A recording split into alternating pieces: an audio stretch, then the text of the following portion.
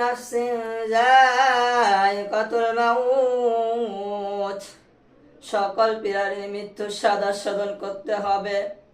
হে যুবক, তুমি কেন নামাজ পড়ো না, কেন রোজা রাখো না, কেন হজ করো না, কেন যাকাত দাও না?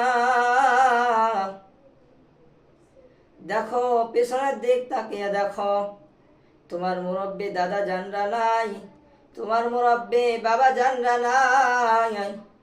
তুমিও একদিন থাকবা না যুবক, সব কিছু পড়ে রবে, সব কিছু ছেড়ে দিতে হবে। এই দৌলত কিছুই থাকবে না। আজকে যুবক রমজান মাস আসছে, রহমতের 2 দিন চলে গেল, মাগফিরাতের 2 দিন চলে গেল, নাজাতের 2 দিন শেষের দিকে চলে যাওয়ার মধ্যেই চলে যাবে বাব। তুমি কে কথা জানো না? আল্লাহ রাসূল সাল্লাল্লাহু আলাইহি সাল্লাম বলেছেন, যে রমজান মাস পায় গুনাহকে মাফ করাই নিতে পারলো না, সেই ব্যক্তির ধ্বংস হোক। আরে যুবক, একটু ভাবো, তার মতন কপাল পোড়া হতভাগ এই দুনিয়াতে আর কে হইতে পারে? এই জন্যে ফরিদপুর শামসুল হক রহমাতুল্লাহি আলাইহি বলেন, তুমি দুনিয়াতে সব কিছু পেয়েছ, কিন্তু আল্লাহকে পাও নাই। হে বান্দা, তুমি কিছুই পাও নাই, আর তুমি দুনিয়াতে কিছুই পাও নাই, আল্লাহকে পেয়েছ, তুমি সব কিছু পেয়েছ।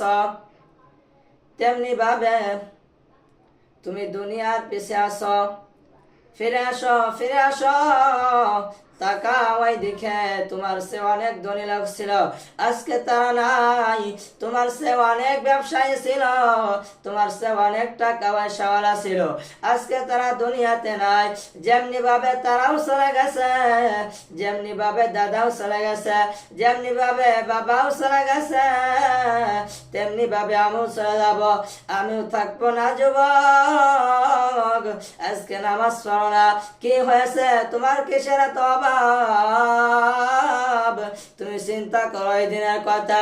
এই জন্য রাসূল পাক সাল্লাল্লাহু আলাইহি সাল্লাম বলেছেন, আউয়ালু মা ইউহাসাবু বিল আবদু ইয়াউমাল কিয়ামাতিস সালাত। হে বান্দা, তোমরা সকলে সতর্ক হয়ে যাও, ওই দিনের কথা। আউয়ালু মা ইউহাসাবু বিল আবদু ইয়াউমাল কিয়ামাতিস সালাত, সেই কিয়ামতের দিন তুমি যত আমলি করো, যত নামাজি ব্রত রোজায় রাখো, যত হজ করো, যত যাকাত করো, ওই দিনকে কোনো কিছুই কাজে আসবে না। ওই দিনকে কোনো হিসাব আগে নেওয়া হইবে না, সর্বপ্রথম হিসাব নেওয়া হইবে